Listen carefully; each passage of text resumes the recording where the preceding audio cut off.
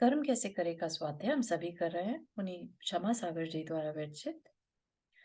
मंगलम भगवान वीरो मंगलम गौतमो गणी मंगलम कुंद कुंदाद्यो जैन धर्मोस्तु मंगलम।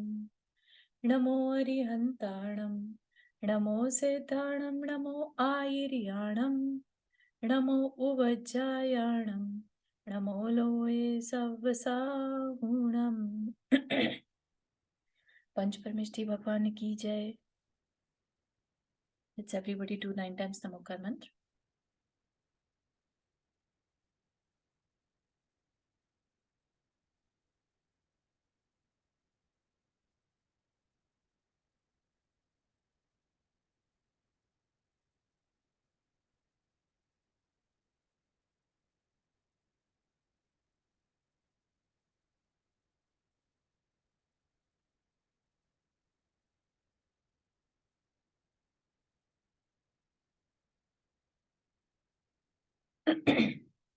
All right.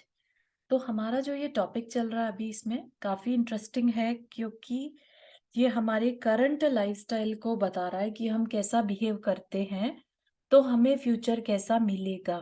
ठीक है। तो जो चर्चा चल रही थी वो हमारी चल रही थी कि कहते हैं 4 तरह की गतियां होती हैं, है ना।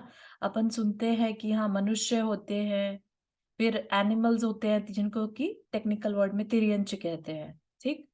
फिर कह सुनने में आता है कि देव भी कुछ होता है ना।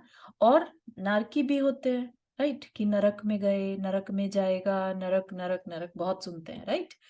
कि जो कोई आतंकवादी अपन इजीली कह देते हैं अरे ये सब नरक में जाएंगे, राइट। और भी बहुत सारी चीजें हैं, एग्जाम्पल्स हैं जो हम शास्त्र में कभी किन्हीं कहानियों में पढ़ते हैं कि ये फलाना नरक गया है या फलाना देव में गया है ना। भले ही हमें दिखाई नहीं दे रहा है, लेकिन कहीं ना कहीं हमारी श्रद्धा में ये दो चीजें भी होती हैं, स्वर्ग और नरक। ठीक। और उसका प्रमाण या उसकी बात जानकारी हमें शास्त्र जी से भी मिल जाती है कि हाँ वाकई में होते हैं, कल्पना नहीं है, वाकई में होते हैं। ठीक है, क्योंकि हम आगम को मानते हैं। आगम मतलब शास्त्र में जो लिखा है हम उसके उसके ऊपर श्रद्धान करते हैं। ठीक है, श्रद्धान, क्योंकि कहीं ना कहीं तो हमें श्रद्धा करनी पड़ेगी ना। हर चीज तो हमें हमारी आईज से नहीं दिख सकती। तो जो हम श्रद्धा करते हैं उसके अकॉर्डिंगली हमें पता चला कि शास्त्र जी में लिखा है स्वर्ग और नरक होते हैं। देव और नारकी, जो स्वर्ग में रहने वाले हैं वो देव देव कहलाते हैं, और जो नरक में रहने वाले हैं वो नारकी कहलाते हैं। तो अब स्टार्टिंग बात हुई थी किससे, कि नरक कैसे कोई बांध लेता है, कैसे कोई डिसाइड करता है कि वो नरक जाएगा, या कोई नरक गया तो उसने क्या किया जिसकी वजह से वो नरक गया, है ना। तो सबसे पहले वहां से स्टार्ट कर रहे हैं। तो हो सकता है अपने अंदर ये भाव आए, ठीक है ना। तो उस क्वेश्चन का आंसर क्या बताया था हमें, बहु आरंभ और बहु परिग्रह। ठीक है, और भी बहुत सारे कारण हैं, लेकिन ये मुख्यता से है क्या, बहु आरंभ और बहु परिग्रह। बहु मतलब बहुत सारा, आरंभ मतलब हिंसा। ठीक।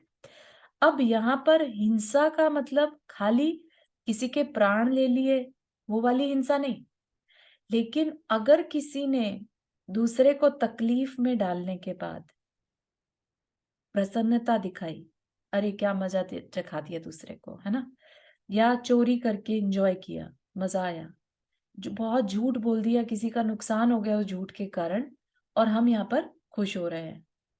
तो ये सारे जो हमारे भाव हैं दूसरे को परेशान करके खुश होने के, तो ये भी समझिए कि हम अपने लिए नरक क्रिएट कर रहे हैं। ठीक है, नरक में यही तो होता है ना, दूसरे को मारते हैं और हंसते हैं, दूसरे को तकलीफ हो रही है और वो खुश हो रहे होते हैं।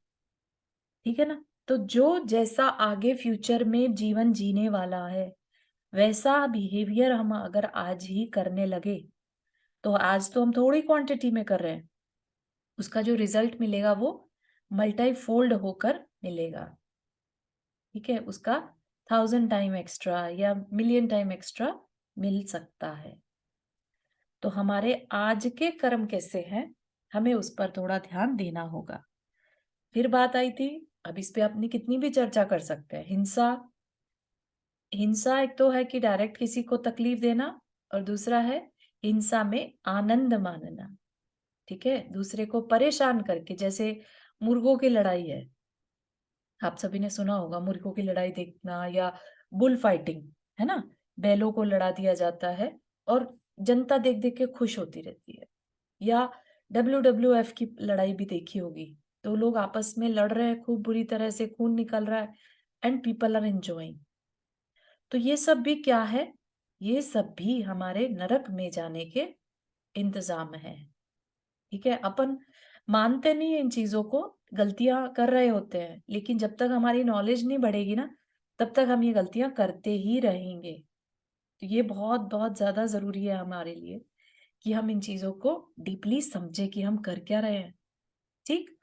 फिर बहु परिग्रह भी लिया, खाली बहु आरंभ भी नहीं लिया, बहु परिग्रह ऑल्सो। तो बहु परिग्रह मतलब सामान इकट्ठा करना।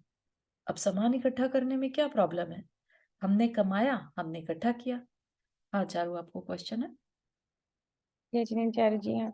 मैं ये पूछना चाह रही थी, जैसे गेम्स वगैरह भी होते हैं ना, उसमें भी हम कोई हार रहा होता है तो हम खुश हो रहे होते हैं कि चलो ये टीम हार गई और हमारी टीम जीत गई, तो क्या वो भी मतलब हाँ, गलत तरीका है? वो भी तकलीफ, हमारे लिए ही तकलीफ क्रिएट करता है, कि क्योंकि जो कोई हार गया उसके मन की व्यथा क्या होती होगी, बहुत दुखी है कोई, और उसके दुख को देखकर हम हंस रहे हैं। समझ रहे हैं आप? तो राइट, ये चीज हाँ। बहुत बहुत तकलीफ देने वाली है। अभी आएगा इसमें आगे कि अपने शत्रु की क्षति में भी प्रसन्न मत होना। ठीक है ना, माना वो तुम्हारा शत्रु है, लेकिन उसकी हार में भी, उसके नुकसान में भी खुश मत होना, क्योंकि हम नहीं चाहते अपने लिए नरक बांधना। ठीक है ना, तो उसी हिसाब से अपने को काम भी करने पड़ेंगे। हो तो सकता है आज जैसे की। कुछ लोग जैसे बुरे होते हैं तो मतलब जो लोग मतलब जैसे मर्डर्स वगैरह करते हैं, उनको जैसे जब सजा होती है, अगर तो सब लोग को थोड़ा रिलीफ सा होता है कि चलो उसको सजा हो गई, तो हम्म। वो खुशी भी नहीं, मतलब उसमें भी उस टाइप के विचार नहीं रखने चाहिए कि करेक्ट। अच्छा हुआ उसको मृत्युदंड बिल्कुल मिल सही गया। है, क्योंकि क्या है ना, कि देखिए हर पर्सन के अंदर एक प्योर सोल है, हर एक में सिद्ध बनने की क्षमता है। यू नेवर नो कि उसके विचार कब बदल जाएं। आज वो डाकू है, आज वो आतंकवादी है, आज वो अच्छे कार्य नहीं कर रहा है ना, तो हम उसकी तकलीफ को देख देख के खुश होते रहे, तो ये अपने लिए अच्छी बात नहीं है। आप उससे बचें। ठीक है ना, आप, आपके ऊपर वो हमला करता है तो आप उससे अपनी प्रोटेक्शन करें, वो उस चीज के लिए मनाही नहीं करी जा रही है, लेकिन उसकी तकलीफ को देख देख के खुश होना, वो चीज की मनाही की जा रही है। ठीक मतलब है ना। सजा गलत नहीं है, लेकिन सजा में खुश नहीं होना चाहिए। करेक्ट। करेक्ट, उसको जस्टिस जो मिल रहा है वो उसके कर्मों का फल है। ठीक है ना, अपन को उसमें इंजॉय नहीं होना चाहिए, कि देखा बच्चू कैसे मजे दिखाए कर रहे थे और तुम बड़े मजे से काम, उल्टे काम, है ना। तो इस तरह के भाव जो हैं वो नहीं आने चाहिए अगर हम सज्जन हैं तो। अगर हम उन्हीं के जैसे हैं, वन ऑफ देम, तो इट्स ओके। वो भी दूसरे को तकलीफ पहुंचा के खुश होते हैं, हम भी दूसरे की तकलीफ को देख के खुश हो रहे हैं, चाहे वो हम बुरा ही पर्सन है, लेकिन तकलीफ तो तकलीफ ही है ना। थैंक यू ठीक है चारू। ना। ठीक है। तो बहु परिग्रह की बात चल रही थी, परिग्रह मतलब इकट्ठा करना। ठीक है। अब यहाँ पर सामान इकट्ठा करना खाली से नहीं है, उसके पीछे हमारी अ, आसक्ति, हमारी उससे पैशन कितना ज्यादा है।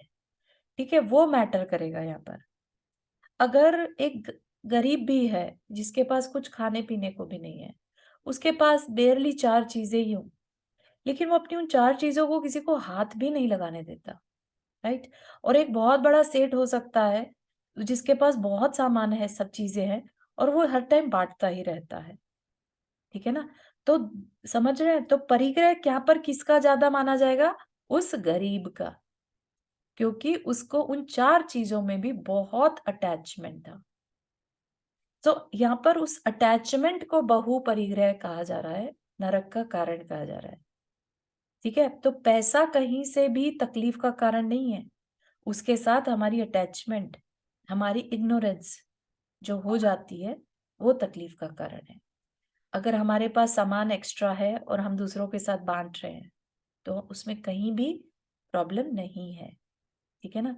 तो यहाँ पर हमने जो लास्ट टाइम चर्चा की थी उसमें यही था कि हम सामान इकट्ठा करें, लेकिन कब तक, जब तक वो हमें सुख दे, ठीक है।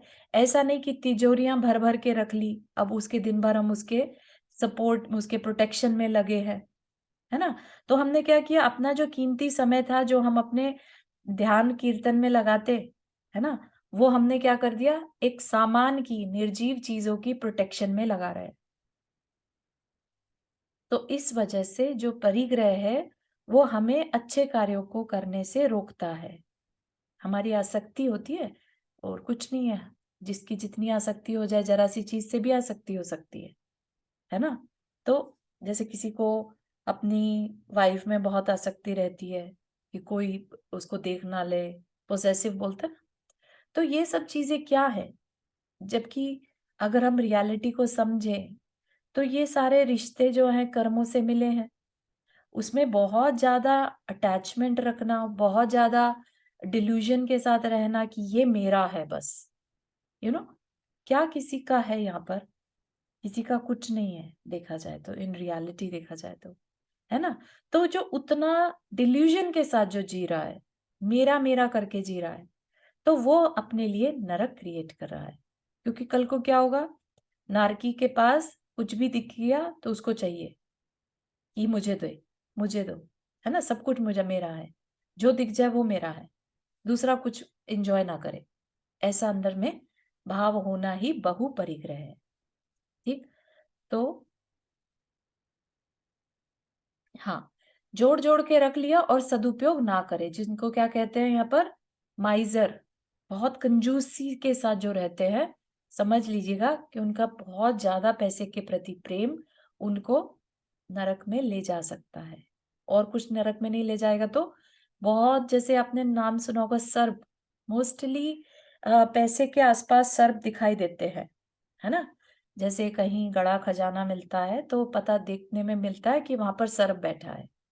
सर्प क्या है, नथिंग एल्स बट उसने प्रीवियस उसमें उस पैसे से बहुत लगाव किया होगा, जिसकी वजह से आज वो मेक श्योर कर रहा है कि ये पैसा कोई और ना ले जाए, ये मेरा है ना। तो वो उस पैसे से अटैचमेंट को नहीं छोड़ पाने के कारण उसी पैसे की प्रोटेक्शन के लिए सर्प बन के बैठ गया। सर्प क्या है, बहुत अच्छी जीव नहीं माना जाता, है ना, शांत परिणाम वाला नहीं माना जाता। तो आगे वो नरक जाने के चांसेस उसके ज्यादा है। ठीक।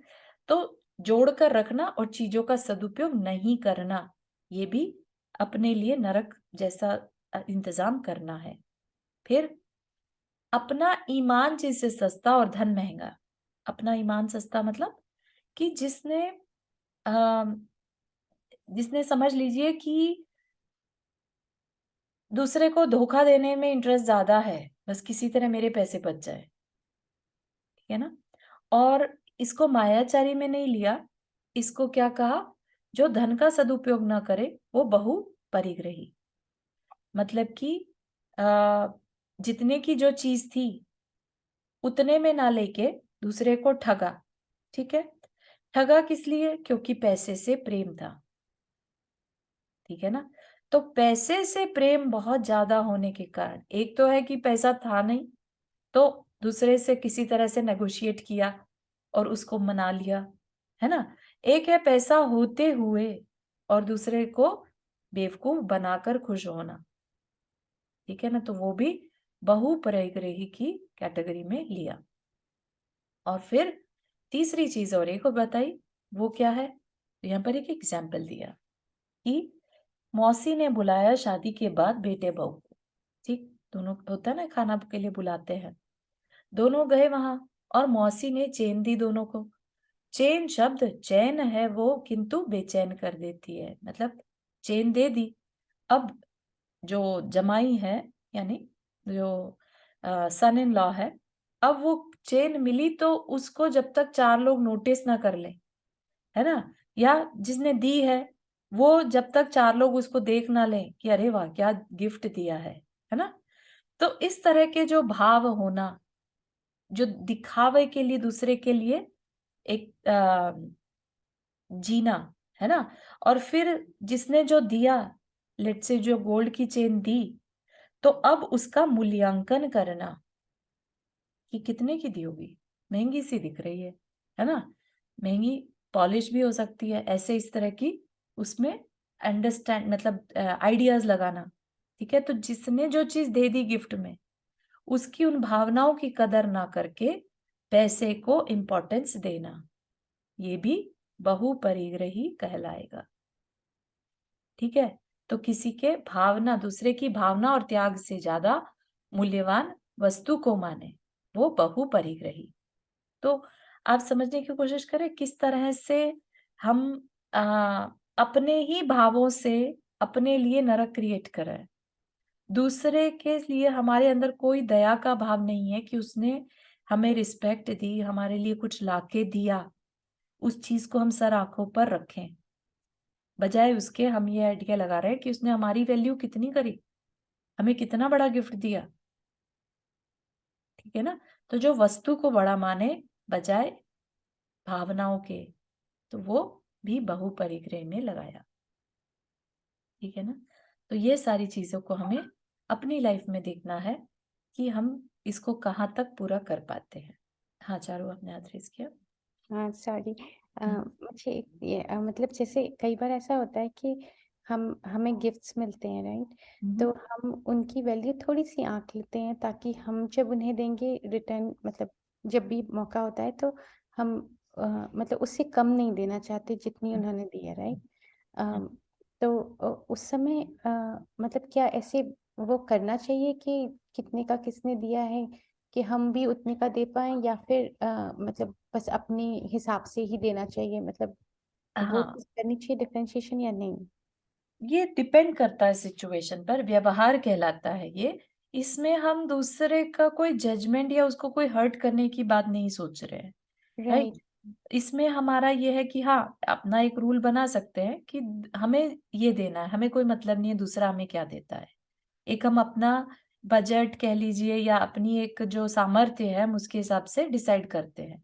और एक हम ये देख रहे हैं कि हाँ, अगर किसी ने लेट से बहुत कुछ दे दिया, एक्सपेंसिव सी आइटम, तो फिर हमें लगता है कि नहीं, कम ना रह जाए हमारा हमारा हमें उसका इक्विवेलेंट कर देना चाहिए, ठीक है ना? तो इस तरीके की ये चीज जो है ये व्यवहार में आ जाती है, लेकिन आप उसके लिए उसके भाव को खराब करें। लेट से आपको कोई चीज बहुत हल्की मिल जाए तो क्या आप उसके लिए भाव खराब करेंगे अपने, कि उसने हमें कुछ नहीं नहीं, समझा, हाँ नहीं। है ना? राइट। हाँ, तो उस भाव से हम ना देखें चीजों को। और बढ़िया तो बात यही है कि हम अपनी डिसाइड कर ले कि हमें ये देना है, नो मैटर सामने वाला हमें क्या दे रहा ओके। थैंक यू थैंक है। ठीक है, किस तरह हम अपने जीवन को बना रहे हैं अपने हाथ से, और हम कहाँ जाएंगे, कैसा हमारा जीवन आगे बन जाएगा। इसीलिए आचार्यों ने बात लिखी कि जहां अल्प पाप करने से कार्य चलता हो वहां बहुत मत करना, है ना? तो आ गई अभी जो आपने क्वेश्चन पूछा, है ना? उसमें आ गया कि हम किस इंटेंशन से वो चीज को जज कर रहे हैं कि हाँ कितने का गिफ्ट होगा, ताकि दूसरे को हम कम ना दे, भले ही बराबर दें या उससे बेटर दें, है ना? तो अगर ऐसा इस इंटेंशन से है तो ठीक है। तो अल्प पाप हो किसी भी काम में, ठीक है? जहां अल्प पाप में काम चलता हो वहां बहुत मत करना। बस इसी से हमारी गृहस्थी के हमें हर आंसर का, हर क्वेश्चन का आंसर मिल जाता है, ठीक है ना? कि हम हमें जहां अल्प पाप करना, तो पाप तो इम्पॉसिबल है छूटना, ठीक है ना? ऐसा नहीं है कि मुनि महाराज हैं जैसे, तो एक इंद्रिय जीवों का घात वहां भी हो जाता है, नहीं चाहते हुए भी हो जाता है, राइट? तो इसी तरह गृहस्थी में तो और भी ज्यादा हो जाते हैं। तो जहां अल्प पाप, जितना मिनिमम हम कर सकते हैं बस उतने तक करें, अपनी एक्स्ट्रा ना करें, है ना? तो उससे क्या है, हमारी जो रिक्वायरमेंट्स हैं वो ना तो वो बढ़ने पाएंगी, और ना हमारी उससे फिर आसक्ति बढ़ेगी, ठीक है ना? तो हम बहुत पीसफुल तरीके से लाइफ को जी पाएंगे, ठीक है ना? तो अल्प पाप करने से यहाँ पर क्या मतलब है कि जैसे अभी एग्जाम्पल्स दिए थे, राइट, ये एक तो गिफ्ट वाला हो गया, और उससे पहले जो दिया था कि कंजूसी वाला काम, है ना, दूसरे से बस इकट्ठा करते जाओ करते जाओ करते जाओ। दूसरा तकलीफ में है या दूसरे को हमने बहुत बेवकूफ बना दिया, उसका छोटा सा बच्चा था और धूप में बैठकर कुछ बेच रहा है, सब्जी बेच रहा है, राइट, और उससे सस्ती में करके सब्जी ले आए कि उसको पता ही नहीं चल रहा। तो इस तरह से उस बच्चे को बेवकूफ बनाकर हमने जो पैसा बचा लिया, तो वो चीज से बचना चाहिए। दैट इज वेरी बड़े पाप में आ जाएगा। एक बच्चे को बेवकूफ बना के उसके विश्वास को तोड़ना, किसी के भी विश्वास को तोड़ना इज अ बिगर पाप। ठीक है, तो इस तरह से हमें पता रहना चाहिए, और हमें अपने हर एक चीज में ध्यान रखना है कि हम किसके साथ, दूसरे के साथ जो बिहेव कर रहे हैं वो कैसा है। हम जैसा कर रहे हैं वैसा ही कल को हमारे साथ होने वाला है। आज तो हम सोच रहे हैं कि 2 रुपए बचा लिए, कल को ये ही 2 लाख कोई हमसे लूट कर ले जाएगा। ठीक है ना, ऐसा कभी भी नहीं होता कि हमारा कोई भी कर्म बेकार चला जाए। अगर हमने किसी को ये सोच के कि बेवकूफ बना के हमने दो दो रुपए बचा लिए या 20 रुपए बचा लिए, कल को वो ही 2 लाख बनकर हमसे निकल जाएगा। ठीक है ना। कुछ कह रहे हैं चारू? ओह हम्म। सॉरी, नहीं नहीं नहीं ओके, सब। No worries. ठीक है, आचार्यों ने कहा कि जो अशिष्ट आचरण करता है वो भी अपने हाथ से अपना नरक निर्मित करता है। अशिष्ट मतलब डिसरिस्पेक्टफुल, है ना, अभद्र व्यवहार। ठीक है, मतलब कि जेंटलनेस ना रहे। तो क्या कह रहे हैं, हमारा आचरण अशिष्ट नहीं होना चाहिए किसी के भी प्रति। तो आ गया वो एग्जाम्पल, एक बच्चे से अगर हम कुछ खरीद रहे हैं तो हम उसको बच्चा समझकर उससे मिसबिहेव ना करें, किसी को भी हम क्षुद्र ना माने, किसी का भी हम तिरस्कार ना करें, ये चीज हमारे आचरण में शामिल हो। तो अशिष्टता किसे कहते हैं? जब अपने आप को सब कुछ माने और दूसरे को कुछ भी नहीं माने। ठीक है ना, तो फिर इसका ऑपोजिट क्या है? यानी कि जो सबका ख्याल रखे, सबके प्रति प्रेम भाव रखे। ठीक है ना, तो ये क्या हुआ? जेंटलनेस। तो हमें किसकी तरह से रहना है? हमें अशिष्ट व्यवहार नहीं करना है। छोटापन जिसे कहते हैं ना, छोटेपन के साथ नहीं रहना, हमेशा रहना तो उच्च विचारों के साथ रहना, सबका ख्याल रख के, सबका ध्यान रख के करना। क्योंकि हमें भी जो बिहेवियर पसंद नहीं है अपने लिए, वो हम दूसरों के लिए कभी ना करें। ठीक है ना, नहीं तो क्या होगा, जो आप ये तो दूसरे के लिए तो तिरस्कार कर रहे हैं, दूसरों का तो बहुत बहुत खराब व्यवहार कर रहे हैं दूसरे के साथ, और चाहे कि हमसे बहुत अच्छा हो जाए, ये पॉसिबल नहीं होता। हम अपने हाथों से अपना फ्यूचर डिसाइड कर रहे होते हैं। ठीक, और क्या कहा कि जिसका गुस्सा पत्थर की लकीर के समान हो, जो बद्ध बैर हो, अर्थात बैर को बांध लेने की आदत जिसकी हो, है ना, कभी कोई गलती से किसी ने आपके साथ बुरा व्यवहार कर लिया, ठीक, तो आपके अंदर वो लेट गो करने की फीलिंग ही ना आए, और बस सिर्फ मजा कैसे चखाऊं इसको, इसकी हिम्मत कैसे हुई ऐसा करने की, इस तरह के जो भाव आ जाए, तो समझिए कि अपने अंदर हम अपना नरक निर्मित कर रहे हैं। आज की डेट में क्या हो रहा है, हम उस बदले की आग में झुलस रहे हैं। किस लिए? क्योंकि हमारे अंदर गुस्सा है कि उसने हमें नीचा कैसे दिखा दिया, उसने हमारे साथ ऐसा बिहेव कैसे कर लिया, है ना। तो उस झुलसने को क्या है बेसिकली, तो नरक में भी तो लोग अपनी गर्मी में, तेज गर्मी में झुलस ही रहे होते हैं। और आज हम क्या है, वो छोटी सी अग्नि है अंदर की, भड़क गए हम, हमें किसी ने कुछ कह दिया, तो वो जो हम लेट गो नहीं कर पा रहे हैं, फॉरगिव नहीं कर पा रहे हैं, तो वो हम झुलस रहे हैं अंदर। और अगर हम आज इस तरह का झुलसना है, इसका मतलब फ्यूचर में हम रियल में झुलसेंगे। झुलसना मतलब बहुत हीट में जैसे वो हो जाते हैं ना, गर्म ताप में एकदम, आ, उसको क्या कहेंगे, क्या वर्ड यूज करते हैं उसके लिए, बहुत जैसे निचुड़ जाते एकदम, डिहाइड्रेट टाइप का, उसको झुलसना कहते हैं। ठीक है, तड़पना एक तरह का होता है। ठीक है, तो ये भी हम ध्यान रखें कि अगर हमने अपने पैर को किसी से बांध लिया हो तो हम अपनी उस आदत को छोड़ें। ठीक, हम अपने लिए अपना नरक खुद निर्मित करेंगे, कोई और नहीं करेगा। उसने खुद निर्मित कर लिया। ऐसे पत्थर के समान कठोर क्रोध अगर है, दया शून्य होना नरक निर्मित करना है। जब हम दया से निर्मित शून्य हो जाते हैं, तब भी हम अपना नरक निर्मित करते हैं। दूसरे को पीड़ा पहुंचा करके या दूसरे की पीड़ा देख करके मन ही मन प्रसन्न होना। आ गई वही बात जो आपने स्टार्टिंग में क्वेश्चन पूछा था। ठीक है, तो दूसरे को पीड़ा पहुंचा करके या दूसरे की पीड़ा देख करके मन ही मन प्रसन्न होना। देखो बेटा, भोगो, वैसे ही दुखी है पहले ही, चाहे वो अपने कर्म भोग रहा है, माना, और दुखी होके भोग रहा है, लेकिन अंदर ही अंदर अगर हमारे भाव ये आ रहे हैं कि देखा बच्चू, बहुत उछल रहे थे, अब भोग तो, है ना, तो ये क्या है, हम अपने ही पैर पे कुल्हाड़ी मार रहे हैं। शत्रु की भी क्षति नहीं चाहना चाहिए। मित्र की तो छोड़ो, शत्रु की भी क्षति ना हो, है ना। तो अब ये मेरे वर्ड नहीं है ना, और ये महाराज जी के भी वर्ड, कहने को महाराज जी के हैं, लेकिन वो कहाँ से आ रहे हैं, अपने शास्त्रों से। तो अगर यहाँ पर कहा है कि शत्रु की भी क्षति ना हो, ठीक है ना, और अगर क्षति हो, लेट से किसी का खराब टाइम चल रहा है, आपके शत्रु का खराब टाइम चल रहा है तो चल रहा है, उसमें आप एटलीस्ट प्रसन्न मत हो।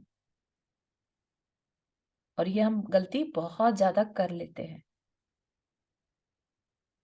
आप ही की क्या बात करूं, मेरे मन में भी कभी कभी अभी ये रियलाइज हो रहा है पढ़ने के बाद कि ऐसा हो जाता है, किसी ने आपके साथ बुरा बिहेव किया और आज उसके साथ वैसा ही बिहेव हो रहा है, तो आपको लगता है कि you know it is justice and you feel very content, है ना।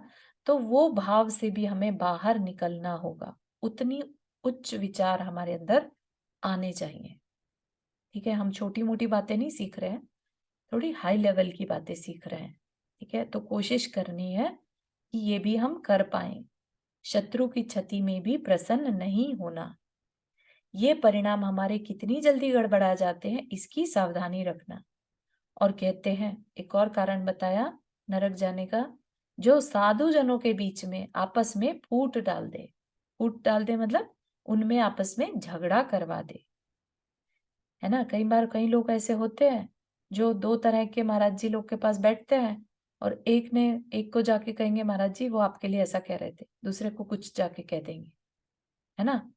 तो ये जो चीजें, ये जो बिहेवियर है, सज्जन साधु सज्जन पुरुष हैं, त्यागी व्रती हैं, है ना, और उनके बीच में फूट डाल देना। वो अलग बात है कि महाराज जी लोग इतनी जल्दी विश्वास नहीं करते कि किसी ने कुछ कह दिया तो उस पर बहुत जल्दी विश्वास कर लेंगे, लेकिन लेट से वो पर्सन ऐसा है जिसकी समाज में इमेज है, जिसको कि सब मानते हैं, और फिर वो ऐसा करे, तो कई बार साधु लोग भी उनकी बातों में आ सकते हैं। तो इसमें नुकसान किसका है, साधु का नहीं, इसमें नुकसान उस पर्सन का है जिसने कि विरोध उत्पन्न करा दिया, है ना। तो इस तरह के बातों में इंटरेस्ट नहीं होना चाहिए। बहुत कमेटीज में देखा जाता है सबसे ज्यादा। अपन लोग तो दूर रहते हैं ना यहाँ पर अमेरिका में, तो अपने को इतना फील नहीं आती है।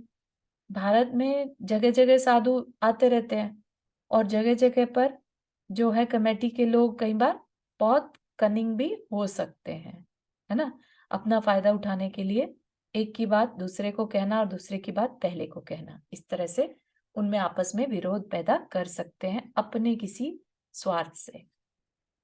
तो ये भी क्या है, अपना नरक खुद से निर्मित करना। और एक लास्ट बताया, मरते समय जिसके संकलेश परिणाम पूर्वक मरण करना।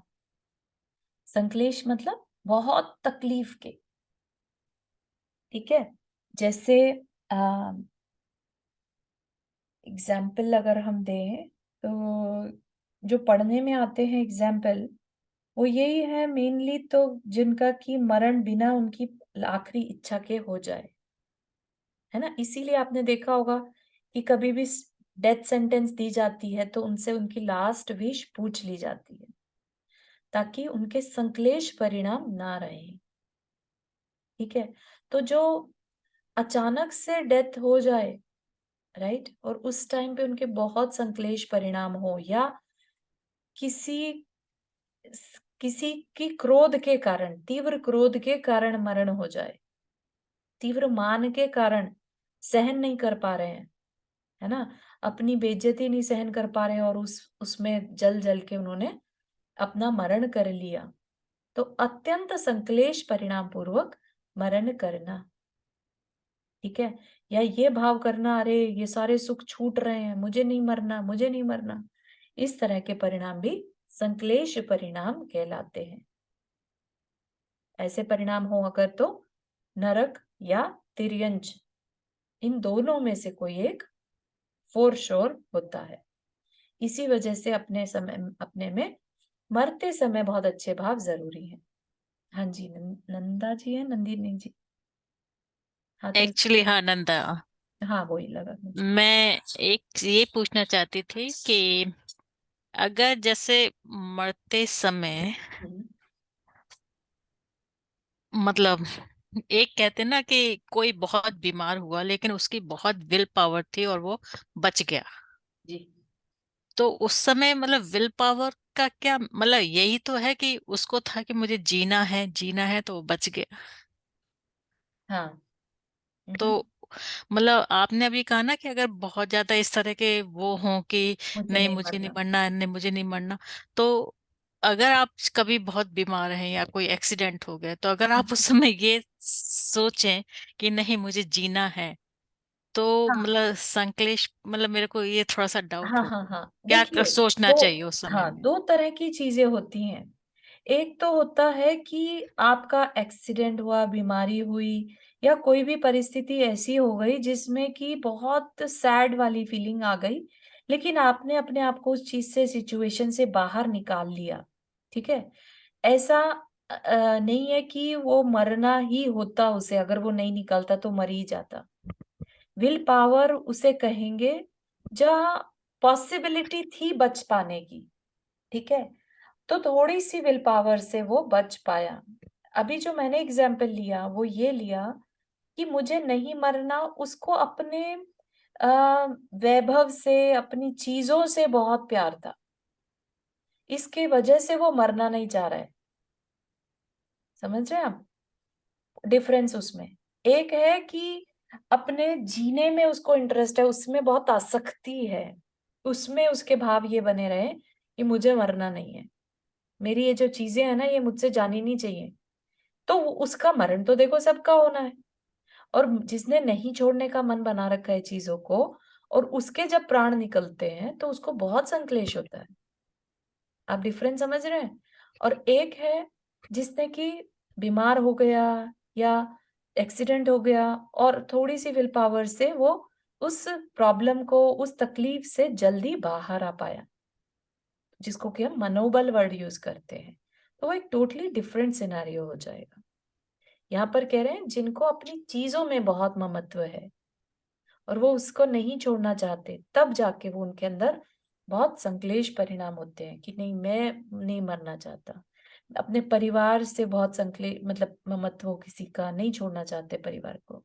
है ना? इसीलिए आपको क्या लगता है कि समाधि मरण में इतना ज़्यादा अ, अटैचमेंट को छुड़वाया जाता है?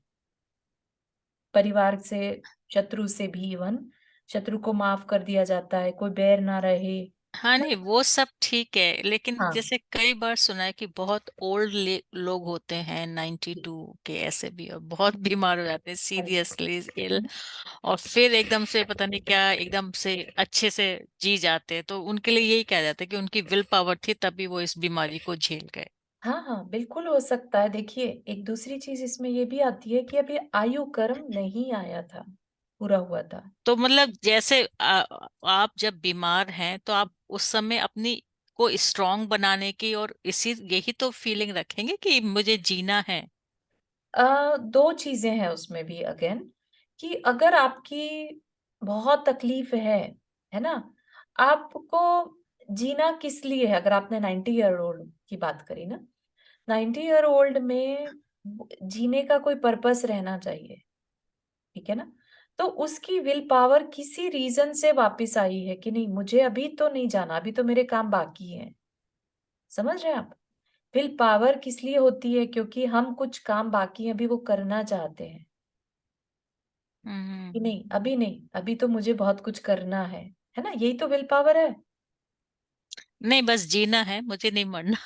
हाँ, तो वो तकलीफ का काम है। वो अगर तकलीफ। कोई 90 की एज में भी चाहे कि नहीं नहीं मुझे तो मरना ही नहीं है, तो वो तो पॉसिबल भी नहीं है ना। आज नहीं तो कल छोड़ना ही पड़ेगा शरीर को। छोड़ना ही पड़ेगा, लेकिन फिर हम्म। भी लोग जी जाते हैं, और हाँ, मतलब तो वो तो उनका पुण्य कर्म का उदय कह लीजिए कि अभी और आयु बाकी थी। बाकी है, जो ठीक चाह है। रहे थे बचना और बच गए, वहां उनकी विल पावर नहीं मैटर करेगी, वहां उनका आयु कर्म ज्यादा मैटर करेगा। हम्म। ठीक है ना? एज सच कोई विल की जरूरत ही नहीं थी, राइट? लेकिन फिर भी वो मरना नहीं चाह रहे थे और उनकी उस आयु कर्म नहीं होने के कारण अभी पूरा नहीं हुआ था, इसलिए वो जी पाए, बच पाए, एक ऐसा ये लिमिट भी टाइम। होता है कि मतलब जैसे यहाँ ही पर मैंने सुना है, क्योंकि उनको ये लगता है कि अगर वो मर गए तो स्पाउस अकेला रह जाएगा, तो इस वजह से भी हाँ वो ही एक रीजन भी हो हाँ, जाता है। तो वो विल पावर कह ले, तब वो विल पावर कही जाएगी कि ठीक है, मेरी वजह से कोई और जी पा रहा है, तो मुझे अभी नहीं मरना। हम्म। हाँ, हम्म। तो उसमें संक्लेश नहीं है। संक्लेश तब होगा जब मरण बिल्कुल समीप आ गया और आपको सिर्फ अपने स्पाउस की प्रॉब्लम या स्पाउस की चिंता सताए जा रही है। ठीक है ना? वो संक्लेश ठीक। कहलाएगा। कि मेरे बाद इनका क्या होगा, मेरे बाद इनका, तो इसीलिए मरते समय परिवार का राग छुटाया जाता है। और हम्म। 90 की एज में तो क्या, यहाँ पर तो ऑलरेडी 50 की एज में बोल दिया जाता है कि अब राग कम करो। करते करते हम्म। सोचिए, अगर 50 की एज में हम कम करना शुरू कर दें, तो करते करते हम, हो सकता है 70-80 की एज में पहुंचते पहुंचते बिल्कुल ही कम हो जाए, है ना? सामने वाले को अगर आप पूछना बंद कर दें, तो सामने वाला भी अपने पैरों पे खड़े होना जानता है। ठीक है ना? जब उसको आपको दिखाई देगा कि उसको हमारी परवाह नहीं है, ठीक है ना? तो राग कम करने से कम होता है, राग बढ़ाने से बढ़ता है। तो it is in your hand. अगर आपने डिसाइड एक दिन कर लिया कि अब मुझे राग कम करना है, तो कोई आपको हाथ पकड़ के राग बढ़ा नहीं सकता। आपके हाथ में है कि आप उसे फिर कम कर ही लेंगे। सिर्फ हम डिसाइड नहीं कर पाते कभी भी कि आ, हमें करना है कम कि नहीं। हम ठीक डिसाइड है। नहीं कर पाते। ठीक है, थैंक यू। हम्म। ठीक है, तो ये सारी चीजें क्या थी, सिर्फ कब कहाँ के लिए बताई अभी तक? नरक में क्यों जाते हैं। ठीक है? और नरक बेसिकली क्या, जहां पर सब कुछ खराब खराब है, बहुत बहुत तकलीफ जहां पर हो, है ना? तो हमें क्या करना, इसलिए हम ऐसे कर्म ना करें जिससे कि अपना जीवन कष्टकर हो जाए और दूसरे के लिए भी तकलीफदायक हो। क्योंकि नरक क्या है? नरक जहां तकलीफ ही तकलीफ है। तो अगर हम आज थोड़ी भी तकलीफ क्रिएट करते हैं अपने लिए या दूसरे के लिए, तो समझिएगा कि आगे चल के हमें उसका मल्टीफोल्ड होके मिलने वाला है। ठीक है? तो ये हुआ नरक के लिए। अब बात आएगी यहाँ पर, पशु क्यों बनते हैं? ऐसा क्या किया जाता होगा कि पशु बने, है ना? कोई पशु है तो उसकी जिम्मेदारी भी है कि पशु बनने के लिए क्या किया होगा। तो क्या कह रहे हैं, उसने क्या किया होगा कि जिससे उसे इस तरह तिरस्कार भोगना। आप कभी नोटिस करिए, हाँ, कि हर जानवर को तिरस्कार उठाना पड़ता है, इवन कितना भी प्यारा पेट हो, है ना? जब हम बिजी हैं तो हम उसको तिरस्कार ही करते हैं। दरवाजा बंद कर लेंगे, उसको बाहर छोड़ देंगे, नहीं हमें तुमसे, अभी उसको डांट के बिठा दिया, कुछ भी कर दिया, राइट? और जो अपना नहीं है, पेट नहीं है, उसके लिए तो आप इमेजिन भी नहीं कर सकते किस तरह से उससे बिहेव किया जाता है। भारत में आप देखते होंगे, गाय आ गई गलती से किसी के घर में तो उसको मार मार के बाहर निकाला जाता है। देखिए क्या है, उसका मन था अंदर आने का, लेकिन उसको क्या सहन करना पड़ा? तिरस्कार। आप किसी के घर जाना चाहें और आपको वो इस तरह से धक्के मार के निकाल दे, कैसे फील आएगी? है ना? तो क्या है, जो पशु है उसे हर समय तिरस्कार भोगना पड़ता है। तो ऐसा क्या किया होगा उसने, जो इस तरह का जीवन उसे जीना पड़ रहा है?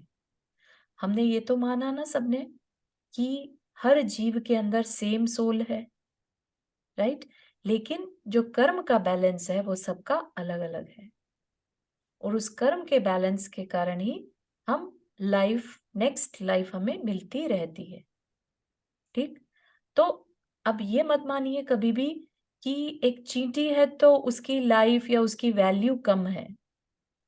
ठीक है? कई बार ऐसा आ जाता है ना दिमाग में कि कहीं बहुत सारी चींटियां दिख भी रही हैं तो क्या करना, चींटी तो है ना? ऐसा नहीं, चींटी क्या है? तिर्यंच है, पशुओं में काउंट होता है। लवली कुछ कह रहे हैं आप? अनम्यूट है।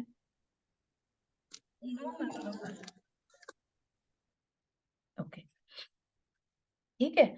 तो हमें अभी हम यहाँ पर ये सीख रहे हैं कि वो ऐसा है तिरस्कार भोगने वाला तो क्या किया होगा, ठीक है ना?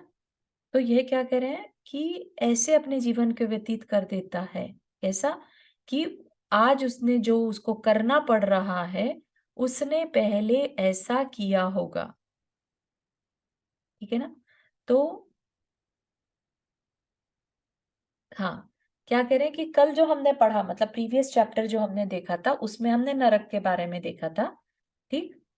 कैसे हम अपने परिणामों को बिगाड़ करके यहाँ इस संसार में नहीं ही नहीं, जब हम यहाँ से ट्रांस माइग्रेट करते हैं यानी नेक्स्ट बर्थ लेते हैं, असल में ऐसा है कि हम जिस तरह यहाँ जीते हैं उसी तरह आगे के लिए भी जीने के लिए हम तैयारी कर लेते हैं।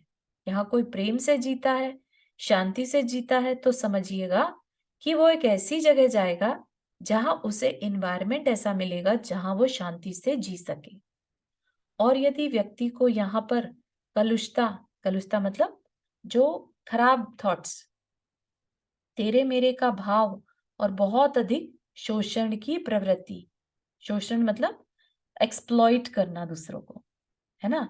और या कि दूसरे के दुख में खुश होना, ऐसी प्रवृत्ति है, तो फिर मानिएगा कि वो ऐसी जगह पर जाएगा, ऐसा वातावरण उसे मिलेगा जैसा उसने पहले किया। उस संस्कार के अनुरूप ही ये जो निश्चित पर्याय मिलती है, पर्याय मतलब लाइफ मिली है ना? तो इसके पीछे क्या किया होगा? अब जो जानवर है, वो जानवर, हम भी ऐसा नहीं मानिएगा कि हम कभी जानवर बने नहीं हैं। हम भी हर तरह के जानवर बन चुके हैं, ठीक है? तो ये हम सबके बारे में जानकारी इकट्ठी कर रहे हैं कि हमने कभी अगर जानवर बने, तो हमने ऐसा क्या किया होगा, ठीक? तो तिर्यंच अवस्था में अगर कोई व्यक्ति है, तो उसने अपने पूर्व जीवन में बहुत मायाचारी करी होगी। ठीक है? तो मायाचारी जो है मेन रीजन है। ऐसा नहीं है कि सिर्फ एक यही रीजन है जानवर बनने का। मायाचारी इज अ मेन रीजन। अभी आपको एक एग्जाम्पल दिया सांप वाला। सांप ने मायाचारी नहीं करी, उसको आसक्ति थी, उसको बहुत ज्यादा पैशन था अपने पैसे से। तो वो उसकी प्रोटेक्शन के लिए उसी पैसे के चारों ओर घूमने वाला सर्प बन गया। और भी बहुत सारे एग्जाम्पल्स देखने में आते हैं हमारे, जैसे कि एक सेठ अपनी ही घर के पॉन्ड में मेंढक बन जाता है। मेंढक की स्टोरी सुनी होगी आपने सभी ने, है ना? तो वो मेंढक बन गया, वो क्यों? क्योंकि उसने, उसके जो प्राण थे वो अच्छे भावों में तो थे, मतलब सामायिक कर रहा था उस समय, धर्म ध्यान कर रहा था, लेकिन थोड़े से परिणाम बिगड़ गए। उसको बहुत तेज प्यास ने सताया और उस प्यास के कारण ही उसका मरण हो गया, जिससे कि मर के वो अपने ही घर में, क्योंकि उसे अपने घर से बहुत अटैचमेंट थी, तो अपने ही घर में के पॉन्ड में मेंढक बन गया। क्योंकि पानी से मरा ना, पानी की को याद कर करके, तो पानी को याद करके मरने से पानी तो मिल गया, लेकिन नेक्स्ट लाइफ में मिला, है ना? और वो जो संश्लेष परिणाम थे थोड़े बहुत, उसकी वजह से तिर्यक बना। तिर्यक मतलब जानवर बना। मेंढक जानवर है ना? नंदा जी आपने हाथ रेज़ किया? हाँ, एक्चुअली मेरे को ये 2 चीज़ें, 2 किस्से, एक ये मेंढक वाली कहानी और एक ये कंस का जो पूर्व जन्म था। हुँ, हुँ। तो पूर्व जन्म में वो भी एक साधु थे और उन्होंने बड़े भारी व्रत लिए थे कि 3 महीने में 1 बार, या सॉरी 1 हाँ, महीने हाँ। में 1 बार व्रत वो आहार लेंगे, हाँ, और वो मतलब 3 महीने तक नहीं ले पाए थे, तो उनके परिणाम बहुत खराब हुए थे। हाँ। तो वो हुँ, हुँ। कंस का रूप बने। तो करेक्ट। हमें क्या, मतलब जो अपने व्रत हैं, अगर कभी इस तरह की अवस्था हो तो वो छोड़ देने चाहिए, अ, मतलब चेंज कर लेने चाहिए, जिससे कि हमारे परिणाम इतने खराब ना हो। अम, उनके परिणाम व्रत लेने से इतने खराब नहीं हुए। मतलब व्रत उनका नहीं हो क्रोध का पाया, उदय आ गया। नहीं कर पाए ना, तो उनका क्रोध का उदय आ गया था एक्चुअली, उन्होंने सुन ली थी बात और मिसअंडरस्टैंडिंग में उनको ये हो गया कि राजा मन नहीं चाहता कि मुझे आहार मिले, ठीक है ना? तो फिर वो उसी राजा के घर पे पैदा होते हैं एज़ अ किड, उनका हाँ, बच्चा, सन। है ना? हाँ, तो हाँ। वो उन्होंने एक तरह का बैर बाँध लिया था, व्हिच इज़ नॉट नॉर्मल, ठीक है ना? तो साधु बनना, व्रतों को पालना, वो मतलब गलत नहीं है, लेकिन उनके बहुत तीव्र कषाय का उदय आ गया। वो अपनी कषाय को सँभाल नहीं पाए सुनने के बाद, क्योंकि उन्होंने स्टार्टिंग का जीवन वैसा ही जिया था ना, वो बहुत क्रूर प्रकृति के थे, बाद में वे कहने से मुनि बन तो गए थे, राइट? लेकिन अपने भावों को सँभालने में उन्हें बहुत टाइम लग गया, ठीक है? ठीक है। और फिर तप के प्रभाव से एक राजा के घर जन्म मिल गया। लेकिन फिर वहां से उनको वहाँ पर मतलब अपना बहा करार कर दिया। लिया। ठीक है ना? लेकिन तो जैसा कहीं न आपने कहा, हुँ, हेलो, जी, बोलिए। चारू चारू जी, जी, बोलिए। जैसा इनने कहा कि व्रत तोड़ना चाहिए या नहीं तोड़ना चाहिए, तो व्रत तो तोड़ना ही नहीं चाहिए। व्रत तोड़ना तो और भी हाँ। महापाप का बंध है। हाँ, वही मतलब आप जो पुण्य इकट्ठा कर रहे हैं वो तो करना ही है, अपने अब परिणाम सँभालने हैं, व्रतों के प्रति उत्साह रखना, ये बातें इसीलिए सिखाई गई हैं कि भई ठीक है, कोई-सी भी परिस्थिति आ जाए, अपने को व्रत नहीं छोड़ने हैं, है ना? तो अपना कल्याण करने की ठान रखी है ना हमने, हमने यहाँ पर शरीर को सब कुछ मिल जाए ज़रूरी नहीं है, तो शरीर अगर भूख से मर भी रहा है तो इट्स ओके। लेकिन वहाँ पर बहुत तीव्र क्रोध कषाय का उदय आ गया था उस राजा के प्रति कि इसकी इतनी हिम्मत कि मेरा आहार रोक दे, है ना? इस तरह के भाव। हुँ। अच्छा चारू जी, एक बात और पूछनी थी। आपकी रिकॉर्डिंग मिलेगी क्या मुझे, मतलब हाँ, कहाँ हाँ, आप मिलेगी? इस ग्रुप में हैं? हाँ, मैं वीनू की मम्मी बोल रही हूँ इंडिया से। ओह! अच्छा, अच्छा, अच्छा आंटी। हाँ, हाँ। कुसुम बोल रही हूँ, जी, हाँ। जी, जी, तो जी, मैं जी। ये चाह रही थी कि आप और आपका टाइम यही रहेगा क्या? यही है, हाँ। ये बस तो ये तो 12 मेरे से कर लिए ठीक, हाँ ओके। ठीक है। और आपकी रिकॉर्डिंग में कहाँ रिकॉर्डिंग देख आई विल सकते शेयर हैं? In the group. Yes. Okay. बढ़िया, बढ़िया। Thank you for joining aunty. हाँ। अब इसमें से वर्षा जी ने शायद पहले हाथ रेज़ किया, उनको ले लेते हैं। हुँ।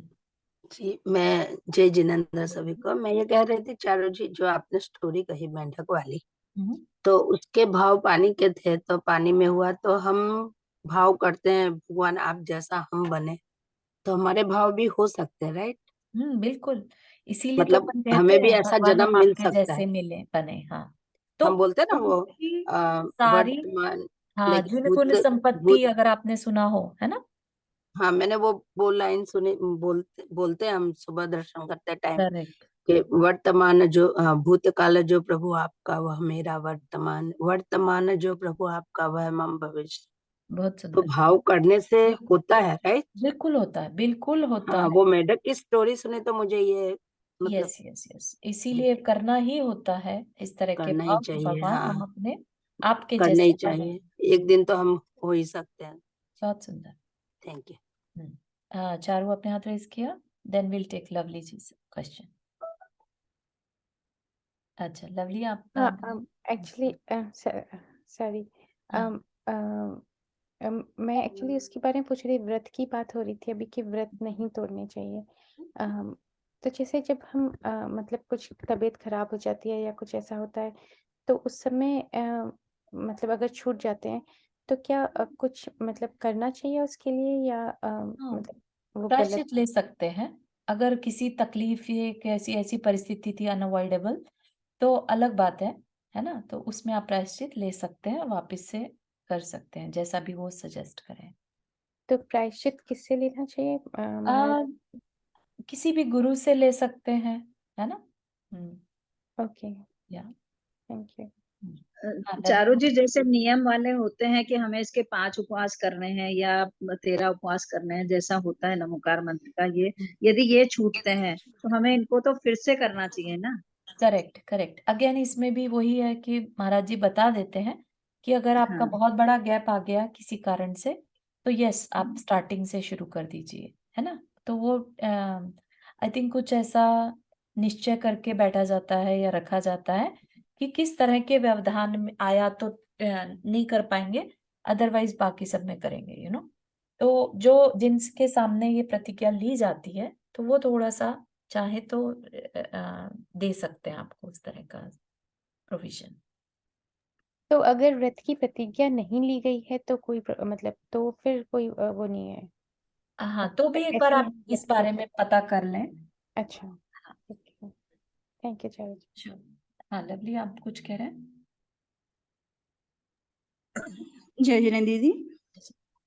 दीदी मैं ये बोल रही थी, जैसे अपन ये सब स्वाध्याय कर रहे हैं तो कर्म कैसे करें में हम ये सीख रहे हैं कि प्रेजेंट में क्या करना है जिससे हमारा फ्यूचर अच्छा हो, मतलब अगला करेक्ट, जन्म अच्छा हो जाए। बिल्कुल सही। तो दीदी आप ये बताइए कि ये सब भाव अच्छे रखने से हमारा फ्यूचर मतलब अगला जन्म तो अच्छा हो रहा है, बट हम्म, इसका वर्तमान पे क्या असर पड़ेगा?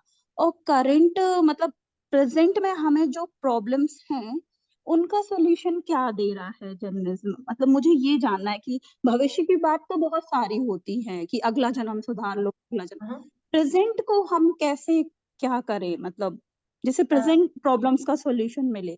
हाँ, आई थिंक आपने इसको इनकम्प्लीट उसमें समझा है लवली। आप समझिए कि हम्म हम्म फ्यूचर कैसे संभलेगा अगर हम प्रेजेंट नहीं संभालेंगे। प्रेजेंट हम्म हम्म संभालने से फ्यूचर संभलेगा, ठीक है?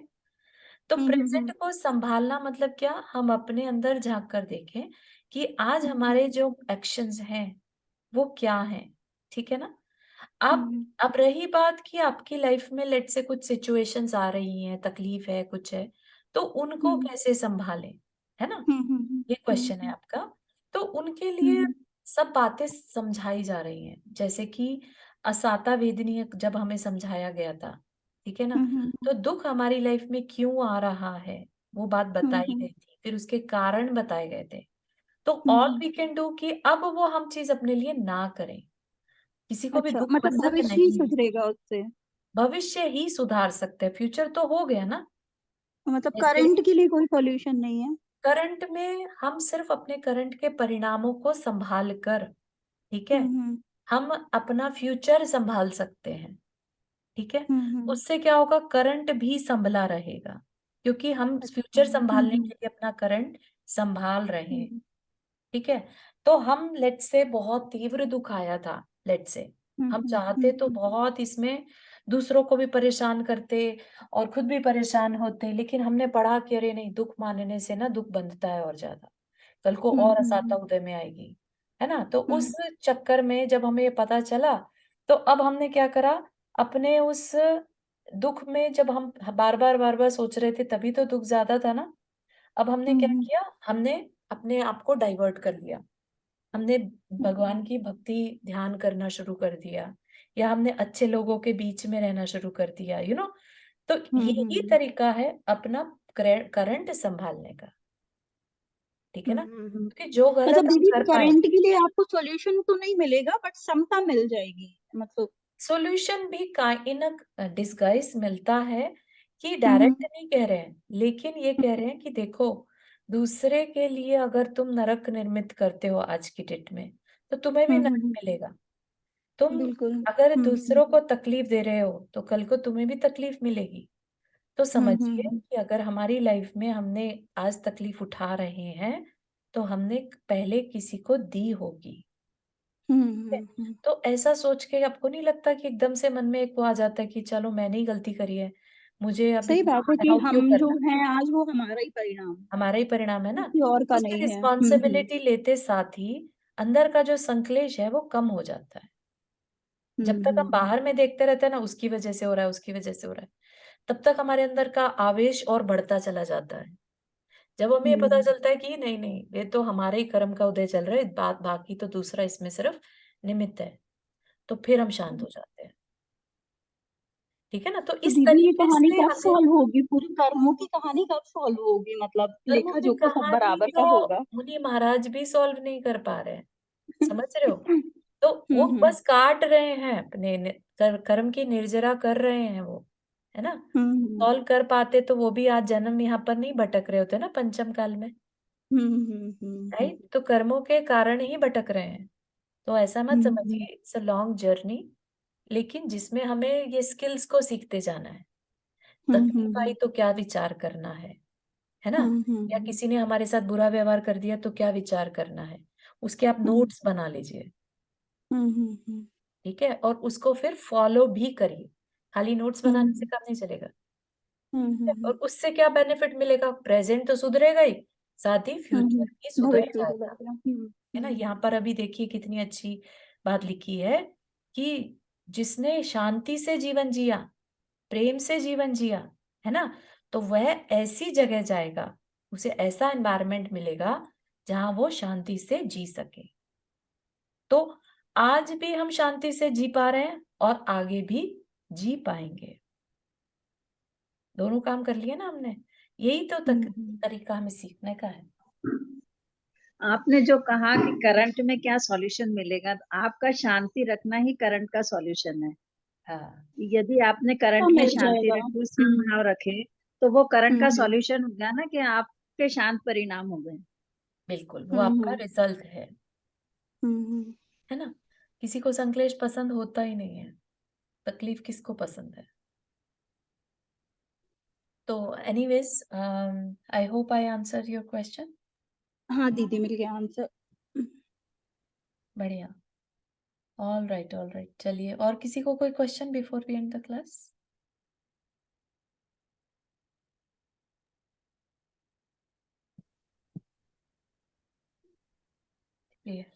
जिनवानी स्तुति कर लेते हैं। जावाणी के ज्ञान से सूझे लोकालोक, सो वाणी मस्तक धरो सदा देत हो दो। हे जिनवाणी भारती तो ही जपो दिन रैन, जो तेरा शरण आ गए सो पावे सुख चैन। 9 टाइम्स नमो करना।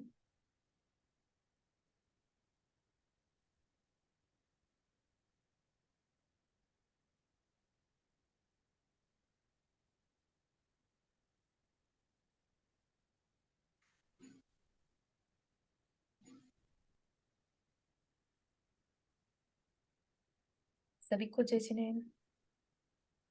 जय जय जिनेन्द्र। जिनेन्द्र। जय